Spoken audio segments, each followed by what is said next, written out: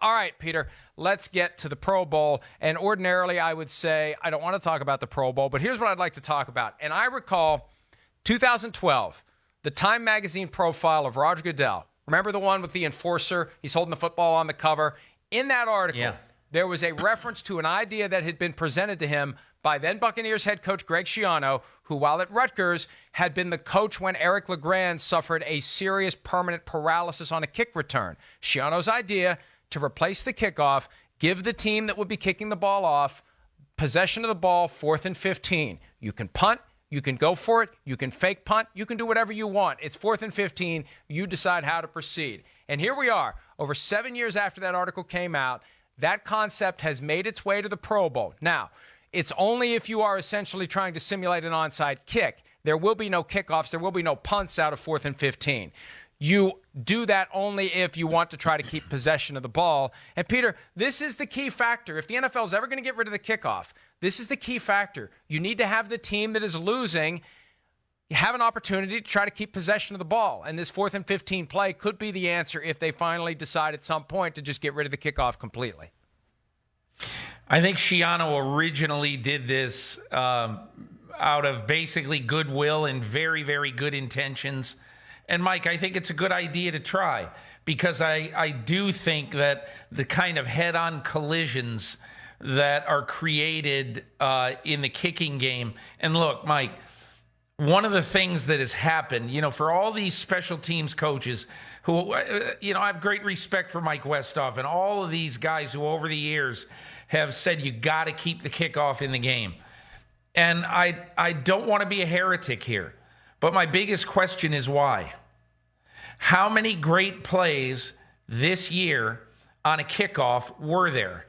And how many violent collisions? There were more violent collisions on kickoff return and coverage this year than there were great plays.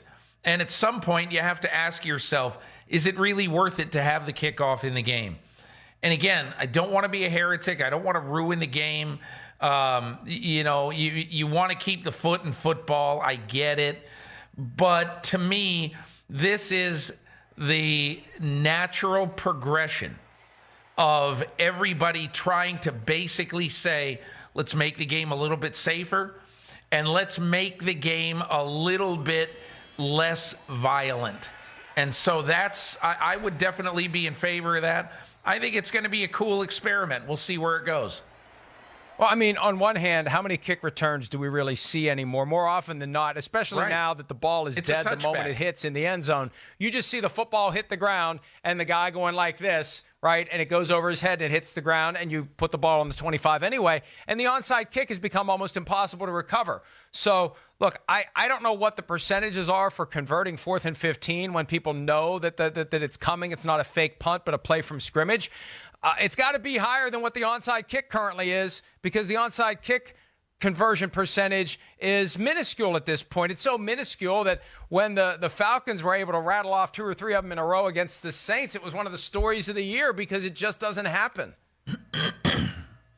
And, Mike, I also think that if you're talking about, John, I talked to John Lynch for my podcast this week, and he was talking about how Raheem Mostert was such a good special teams player that it was like in the old days. Remember when Marv Levy, Jim Kelly was begging for Steve Tasker to be used as a wide receiver, and Marv Levy would say, I'm using them 25, 28 snaps a game on special teams. I can't give them to you, to wear them out in the passing game. We got a good enough offense. We need to have great special teams.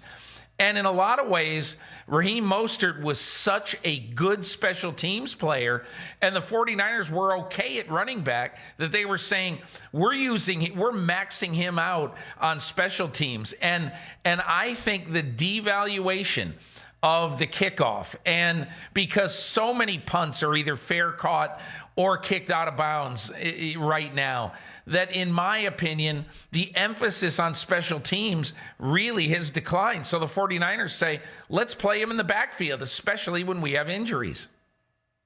Yeah, and for so many guys, performance on special teams becomes that way, that they prove their worth and they end up getting the attention of the offensive or defensive coaches, and then the next thing you know, they're contributors, they're just going to have to find another path. And, I feel badly for the guys who make their career playing special teams, a Matthew Slater, for example.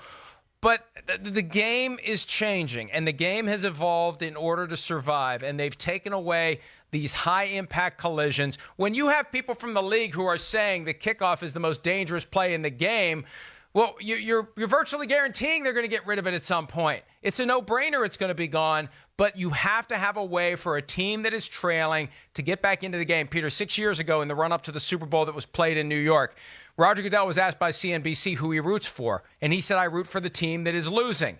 They want the team that is losing a game to have a chance to get back into it. So this 4th and 15 play is the way that you can give that team a chance if you do get rid of the kickoff.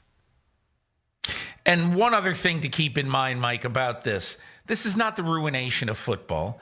It's not it's not making football a circus. It is simply trying to make football a safer game. What's more likely next right here? Hi, I'm Mike Tirico, and thanks for watching. Make sure to hit subscribe for the latest news and highlights from NBC Sports.